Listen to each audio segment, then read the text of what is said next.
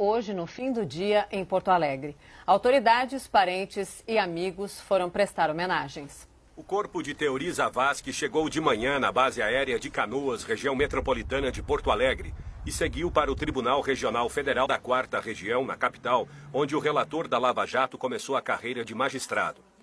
Ele estava sendo esperado pela família e a presidente do Supremo Tribunal Federal, Carmen Lúcia, amiga pessoal de Teori. Várias autoridades fizeram questão de prestar homenagens.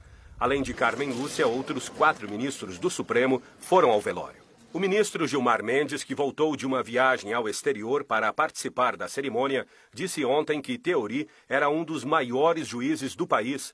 Os ministros Luiz Roberto Barroso e Luiz Fux já tinham se manifestado por notas. Barroso destacou que Teori era um homem íntegro e trabalhador. Fux disse que ele jamais será esquecido pelo bem que realizou em prol do país e da justiça. Desde a morte de Teori Zavascki, os colegas têm manifestado pesar e feito homenagens a ele. Nós perdemos um dos melhores quadros da magistratura brasileira. Um homem de bem, um juiz extremamente competente e um colega leal. A serenidade do ministro Teori Zavascki, a simplicidade dele, a humildade dele marcará para sempre a justiça brasileira, e nós tivemos a oportunidade de desfrutar da amizade pessoal com Sua Excelência, uma perda pessoal que nos abala e que estamos ainda sofrendo muito com essa passagem do ministro Teori. O juiz Sérgio Moro, responsável pela Lava Jato, ele disse que a morte de Teori representa uma grande perda. Acredito que pela qualidade, relevância, importância dos serviços que ele prestava e a situação difícil desses processos, pela importância desses processos, que ele foi um verdadeiro herói. E há uma grande desolação da magistratura. O velório começou às 9 horas da manhã, numa cerimônia reservada para parentes, amigos e algumas autoridades. Depois, às 8 cedo, muitas pessoas estavam aqui. Vieram prestar homenagens ao ministro Teori Zavascki, com cartazes, flores e até a bandeira do Grêmio, time do coração de Teori. O gremistão, um amigo nosso aí, então a gente fica triste com essa partida dele de repente. Ministro Teori é uma luz que se apaga, mas com certeza reacenderá em outro lugar. O presidente Michel Temer chegou no início da tarde, acompanhado por ministros e pelo presidente da Câmara. Na saída, voltou a homenagear a trajetória de Teori. O ministro Teori, tenho dito com muita frequência, é um homem de bem. E o que o Brasil precisa cada vez mais é de homens com a têmpera, com a exação, com a competência pessoal, moral e profissional do ministro Teori. O presidente Temer foi perguntado sobre a sucessão de Teori no Supremo Tribunal Federal. Ele disse que vai esperar a nomeação do novo relator da Lava Jato. Só depois que houver a indicação do relator.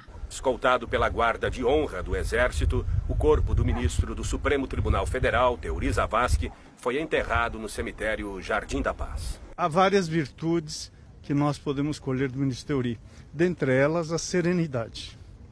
Era um homem sereno, sensato, técnico, e acredito que essas virtudes poderão inspirar quem venha ocupar a vaga do ministro Teori. Os ministros Luiz Roberto Barroso, Luiz Fux e Rosa Weber estão fora do país. Marco Aurélio está no interior do estado do Rio.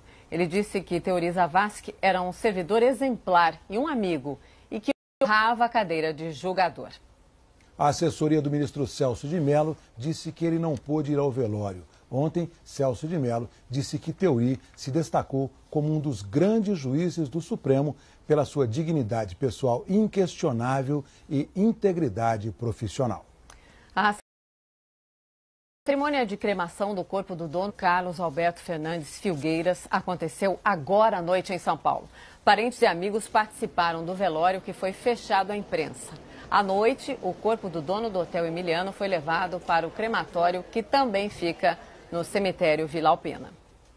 O piloto Osmar Rodrigues vai ser enterrado amanhã em Guaraci, no Paraná. E as passageiras Maíra Lidiane Panas e Maria Hilda Panas, em Juína, Mato Grosso. A aeronáutica suspendeu o trabalho de retirada do mar dos destroços do avião. Agora, o resgate da aeronave será feito por uma empresa especializada contratada pelos donos do bimotor. Os trabalhos para a retirada do King Air C-90 do mar recomeçaram às 7 da manhã. Especialistas do CENIPA, o órgão da aeronáutica que investiga acidentes aéreos, acompanharam de perto. Mergulhadores da Marinha prenderam cordas no entorno do avião. E essas cordas foram amarradas a tonéis de ar que fariam o bimotor flutuar. Mas os tonéis não foram suficientes para deixar o avião no nível do espelho d'água para ser rebocado.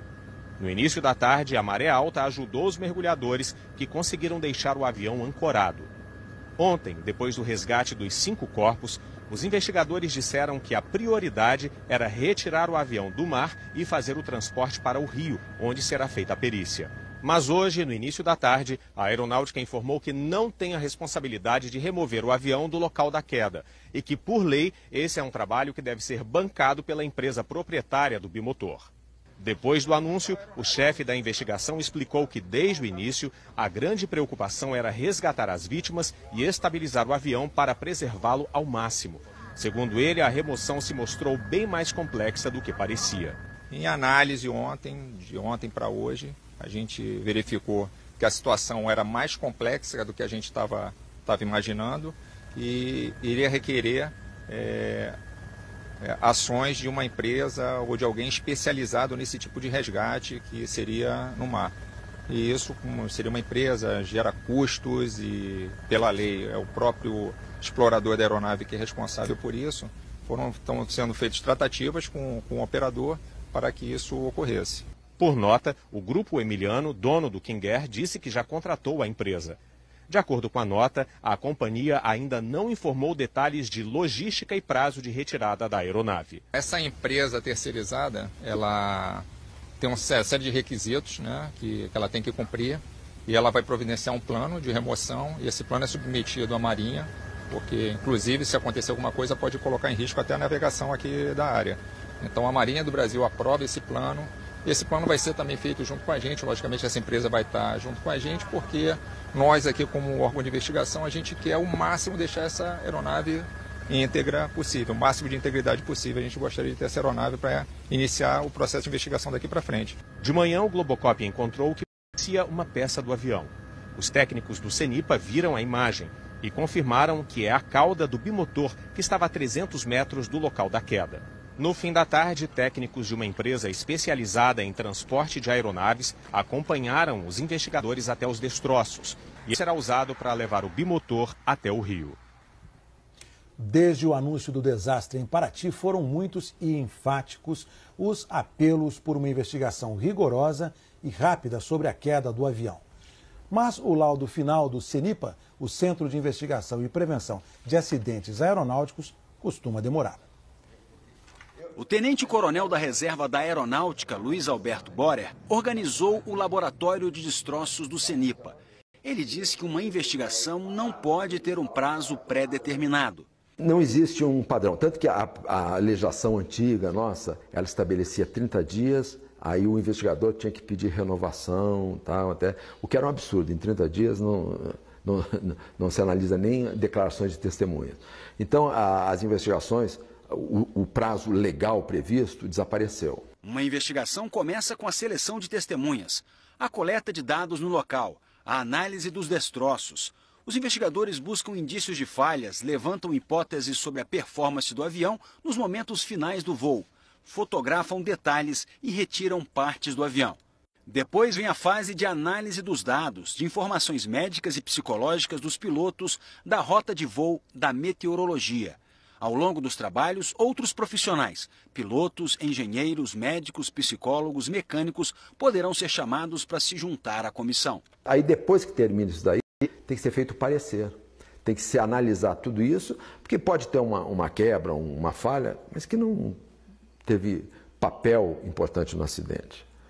Aí o investigador ou a comissão junta todos os laudos parciais, faz o laudo final Aí vem a palavra final representa o governo brasileiro, que diz o acidente aconteceu por causa disto.